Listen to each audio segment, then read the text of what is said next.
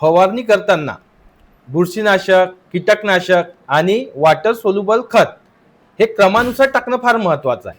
जर तुम्ही असं केलं नाही तर काय होते, हे जर चुकीच्या पद्धतीनं झालं मित्रांनो, तर जे द्रावण आहे आपलं ते पूर्ण फाटून जाते. दुसरी गोष्ट, द्रावण हे दुधासारखं पांढरं होते. आणखी एक महत्वाची गोष्ट, जो परिणाम पाहिजे, जो रिझल्ट पाहिजे तो आपल्याला मिळत नाही.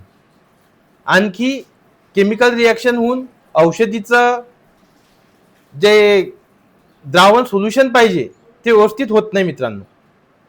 तसेच पिकांवरती फवारणी करताना जर हे पॅटर्न चुकला मित्रांनो, तर आपल्या झाडाची जी पानं आहेत त्याच्यावर डाग पडतात, स्कॉर्चिंग होते, तर ते झालं नाही पाहिजे. तर तुम्ही मला सायंटिफिक, शास्त्रीय दृष्ट्या सर्व टेक्निकल सांगतो की या गोष्टी कशा फवारणीमध्ये यूज करायच्या.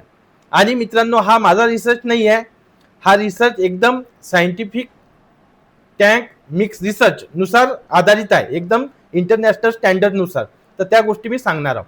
आता बघा, बरेचसे शेतकरी मित्र काय करतात, औषधचं द्रावण तयार करतात आणि 2-3 कीटकनाशक, बुरशीनाशक आणि रासायनिक खते फवारणीमध्ये जे वापरतो आपण मिक्स करतो आणि डायरेक्ट पाण्यात टाकतो. तर आपल्याला तसं करायचं नाही.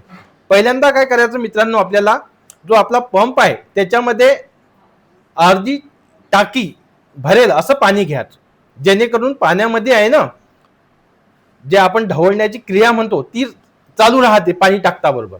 आणि सर्वात प्रथम आपल्याला काय टाकायचं आहे, जे वॉटर सोल्युबल आपण खत वापरू, 19-19 असो, 0.34 असो किंवा 13-0.45 किंवा इतर आणखी कोणताही ग्रेड असो, तो सुरुवातीला आपल्याला पाण्यामध्ये टाकायचा.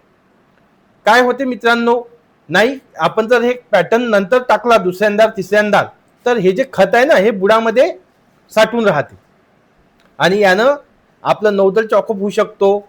फवारणीचं मिश्रण जे आहे ते योग्य तयार होत नाही, पानावर स्कॉर्चिंग येतो आणि आपल्याला योग्य परिणाम मिळत नाही. तर पहिल्यांदा आपल्याला खत टाकायचं आहे.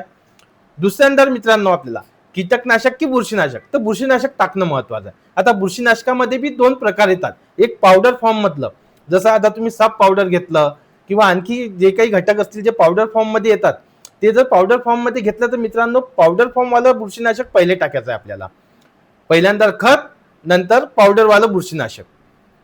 याच्यात कारण काय आहे, जो युनिफॉर्म मिक्सचर पाहिजे आपल्याला, म्हणजे पूर्ण पाण्यामध्ये ते मिक्स झालं पाहिजे. तर पावडर विरघळायला थोडा टाइम लागते मित्रांनो. बरेचदा तुम्ही बघितलं असेल, साप पावडर असेल किंवा आणखी बरेचसे बुरशीनाशक आहे ते वापरताना आपल्या पंपचं जे नौदल आहे ते ब्लॉक होऊन जाते. तर आपल्याला दुसऱ्यांदा काय टाकायचं आहे मित्रांनो, बुरशीनाशक पावडर फॉर्म मधलं. आता काही शेतकरी मित्र पावडर फॉर्म प्लस लिक्विड पण बुरशीनाशक वापरतात, तसं वापरायला नाही पाहिजे. पण त्यांना जर वापरायचं असेल तर जे लिक्विड वाला बुरशीनाशक आहे हे पावडर फॉर्म नंतर टाकायचं आहे आपल्याला 3ऱ्या नंबरवर, जेणेकरून ते पण युनिफॉर्म मिक्सचर तयार झालं पाहिजे. तर अशा पद्धतीनं. आणि सरते शेवटी मित्रांनो आपल्याला येते कीटकनाशक. आता जसं कोराजन आहे, आणखी बरेचसे बॅराझाईड आहे, हे जे कीटकनाशक आहे मित्रांनो याच्यामध्ये सॉल्व्हंटचं प्रमाण जास्त असते आणि हे जे सॉल्व्हंटचं प्रमाण आहे हे योग्य मिक्स झालं पाहिजे. म्हणून सरते शेवटी आपल्याला काय टाकायचं आहे, कीटकनाशक टाकायचं आहे.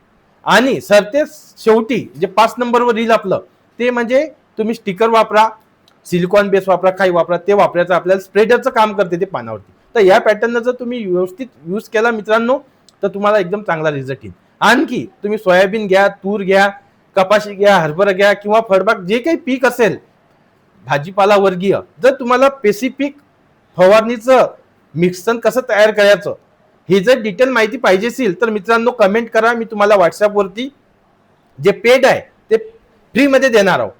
पूर्ण व्हॉट्सअपवरती आपला मेसेज येईल, त्याच्यामध्ये पूर्ण डिटेलमध्ये माहिती राहील. धन्यवाद.